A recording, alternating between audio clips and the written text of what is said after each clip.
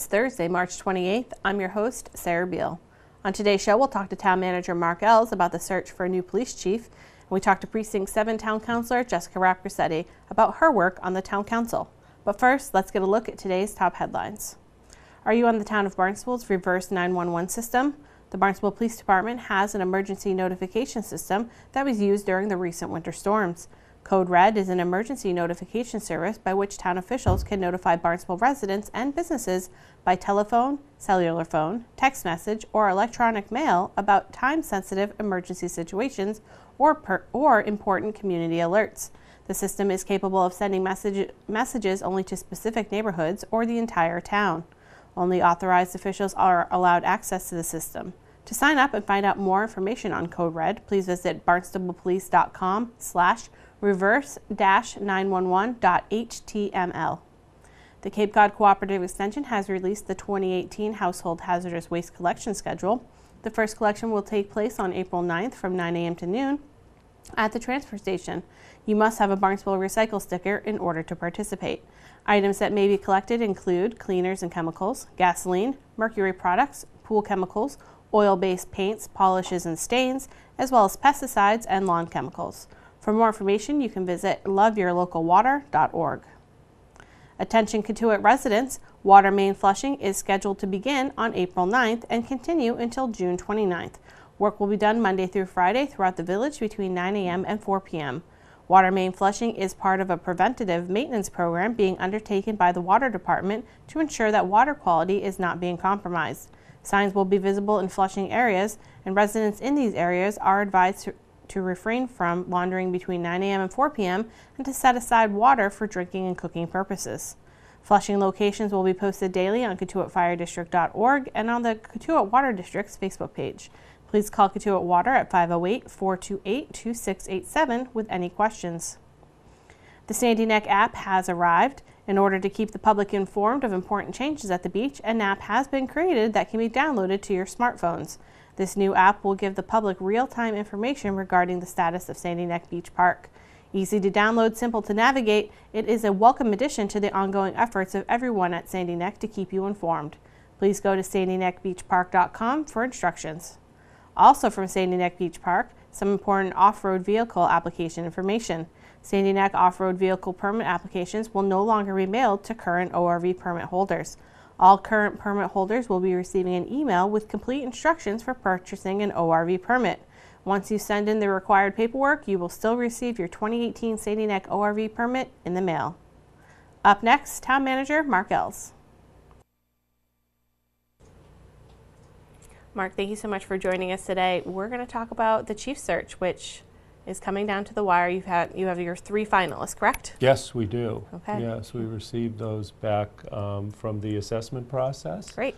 So it's our Deputy Chief Sonnenbend, it's Lieutenant Murphy, and Lieutenant Chalice. Oh, wonderful. Are the 3. Actually, Sonnenbend and Murphy were tied. Chalice was third in the process. So we'll be proceeding to the next step, which will be an interview process, and we're still putting together the panel of people that we want to have in the interview process. I've gotten a lot of questions as we're nearing the chief's retirement and his replacement relative to this, and there is some confusion on it. This is as I've described from the beginning, and I've certainly shared with the council and given them the selection process under civil service, which this position is included in. It's not just a wide open process at this point. Right. So in the next step, and it's important the order that I gave, the 2 first candidates that came out of that assessment process, and then the 3rd, because in essence, as we review the candidates, that's the order we have to review them in. And if we don't ultimately make a selection in that order, we have to document why. And then, we have to be, and then they, in that order, have the right to appeal this back to the civil service. And if we don't have adequate documentation, and I won't go into all the details of this particular section of the law, the decision can be overturned and they can be awarded the position. Okay. So this is a very, I've had members of the public calling, wanted to be on this. I'm trying to make sure in the survey that we've done, in the discussions that I'm having with the public, that we make sure we ask questions within the respective guidelines that civil service will. There's 6 major areas that we cover under the civil service review process, categories that they call them, and it allows us to evaluate the candidates and make sure that within each of those categories we've addressed. I'm looking for input from the public to help me formulate the questions to make sure we don't miss something. Right. So in the end, even as part of those 6, and they're pretty broadly worded, performance, interaction in the community. Those are simple words that I'm using, but I think it will allow us to gather information so that we can do that final evaluation.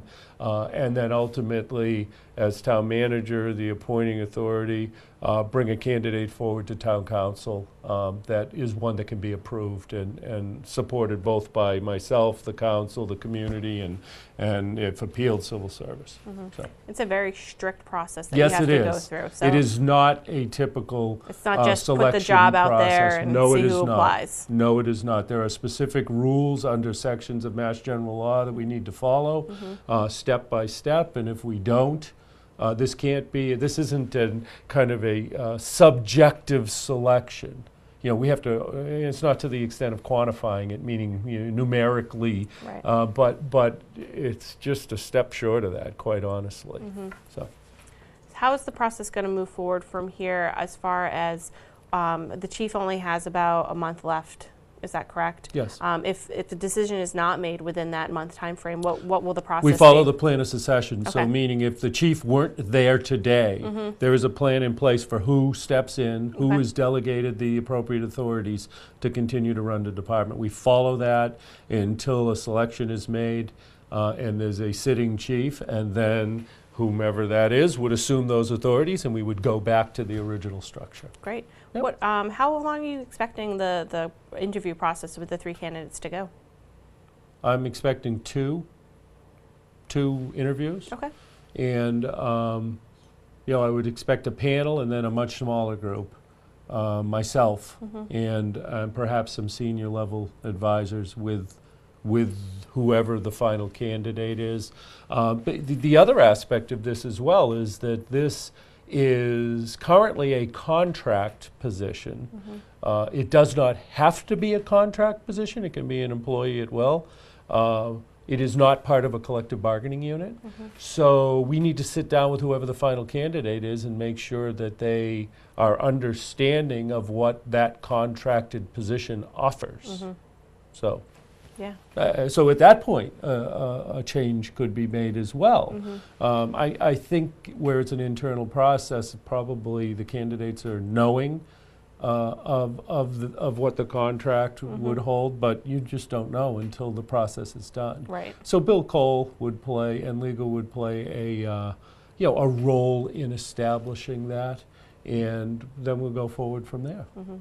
Well, knowing the 3 candidates that have come up through the search, through the civil service search, I'd say you have, strong candidates coming forward. How does it work with the 2 candidates are basically, for lack of a better word, tied? They're just considered as number 1. As number 1 together. Yes. Okay. Yeah. Interesting. Yes. Well, it's as long as I think from the appeal process, the third, if I choose one of the tied ones, the third has no right of appeal. Okay.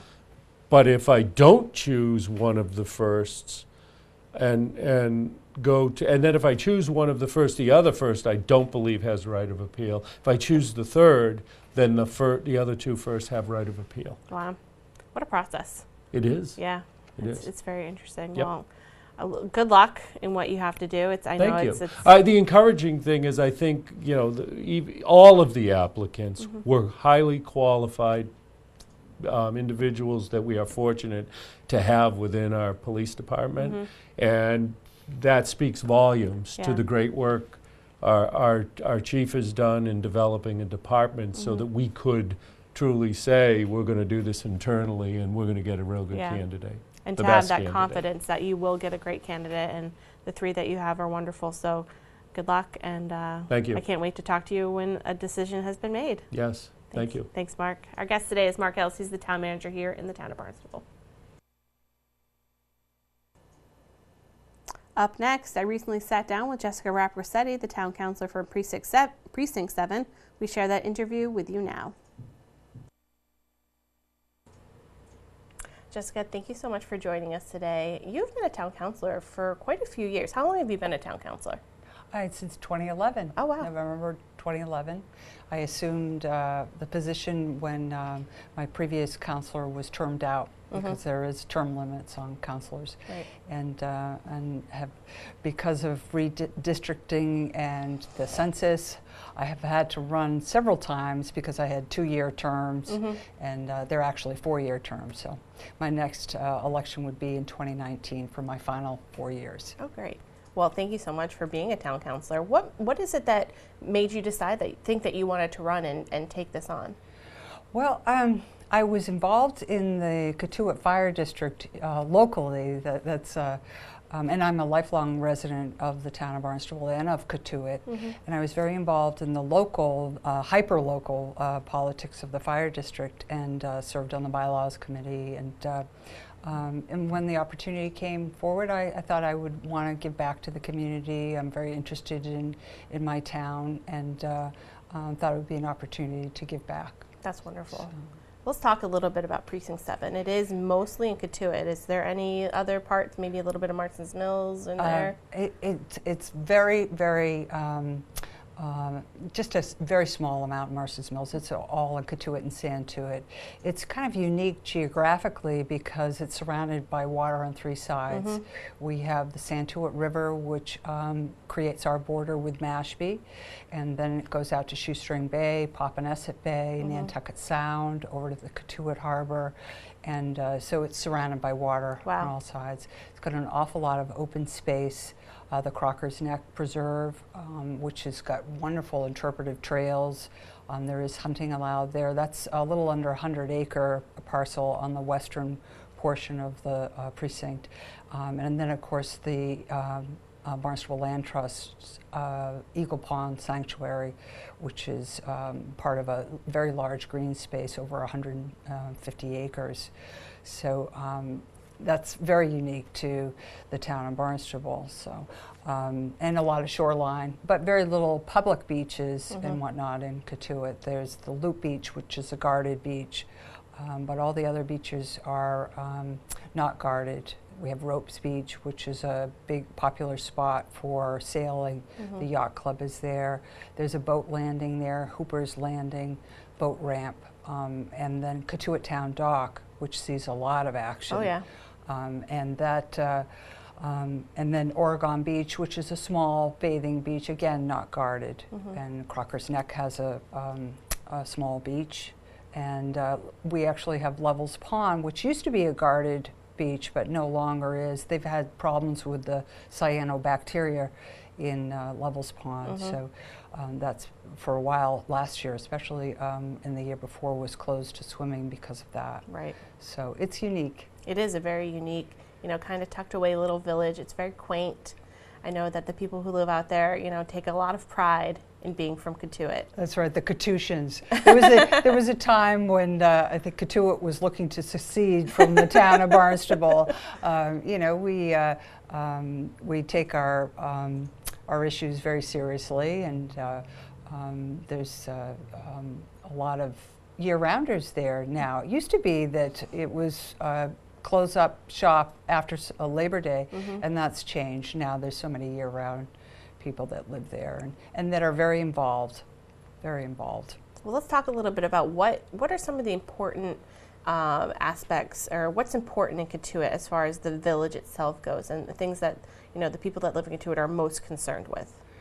I think public safety is probably number one, and that translates to everything from the condition of the roads and potholes to sidewalks and safety there, and speeding.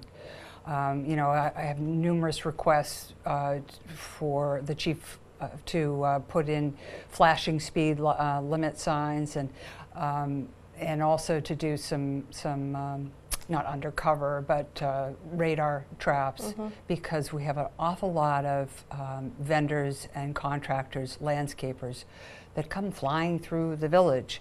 And you know, the speed limit is 30 miles per hour, but so many of them exceed that. And we have an awful lot of people that walk in the village. And we're fearful of the speed. So that, I think pedestrian safety is big time. Also, water quality is big. Being surrounded by water on three sides, I mean, I can imagine that is a big issue. Absolutely. And of course, Cotuit, known for its Cotuit oysters, which is a thriving business in the village. And the grants for Cotuit oyster sit right outside the harbor. And a lot of recreational shellfishing done there. Everything from cohogs done everywhere throughout the village on both sides. So I think the water quality, I'm very happy to see that there's an intermunicipal agreement with Mashpee now to look at the Papaneset water. And now we're making inroads. One of the items in the capital budget this year is to do some dredging at the Cotuit Channel. That's occluded over my lifetime. The flow there is pretty rapid, but it's accreting. The sand's accreting, and it's also being taken away from the bathing beach, Riley's Beach there. That was originally initiated by the Three Bays, which is now Barnstable Clean Water, and the town will, if this appropriation for $1 million is voted on, will assume phase 1 of that dredging project, and I hope to have that go out to the outer channel as well in a phase 2. We're looking at increasing the flow of water, perhaps to help with the aquaculture in that region. Right.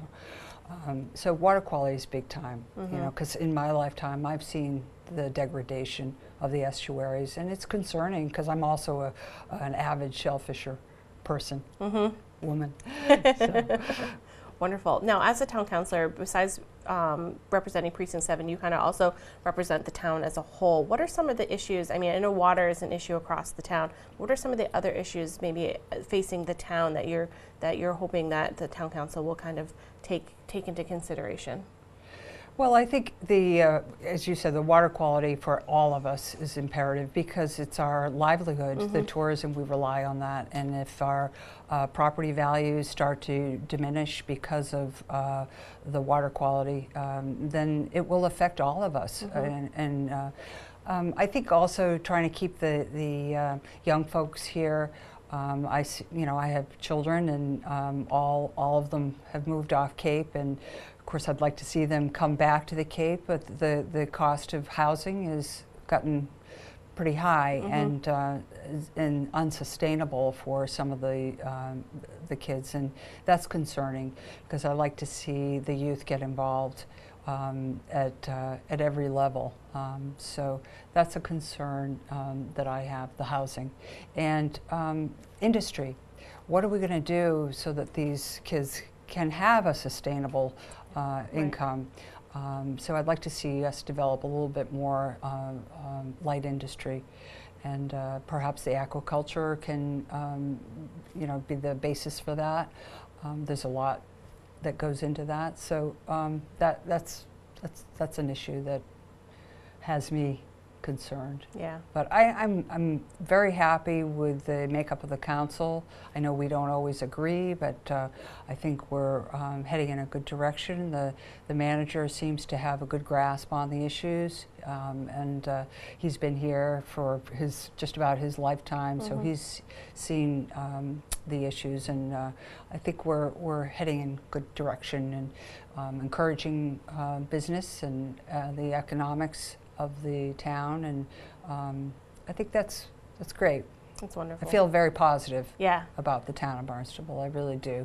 You know, and of course the opiates are of concern, worldwide, and that don't get me started. That's a whole nother issue. It really is. Yeah. And we we are faced with a lot of ramifications of that epidemic. It trickles down to every family has somehow been affected. So we need to take a look at that too. So. And we want to let everyone know you have a very, very popular blog that you put a lot of information out on there. So we want to let everybody know about your blog, which is www.barnstableprecinct7.com. What kind of things can people find on there? It's informational only. I do not do social media. I'm not on Facebook. It's informational only. I take a lot of the information that I get sent as a counselor from the town. I grab information off the town's website, especially if it pertains to Precinct 7. I also publish when all the fire district meetings take place, and I post their agendas. I post the council agendas. I do some weather cancellation notifications. I have a poll up there now asking the question, should the town of Barnstable allow recreational marijuana? I've got a lot of hits on that. So it's informational only.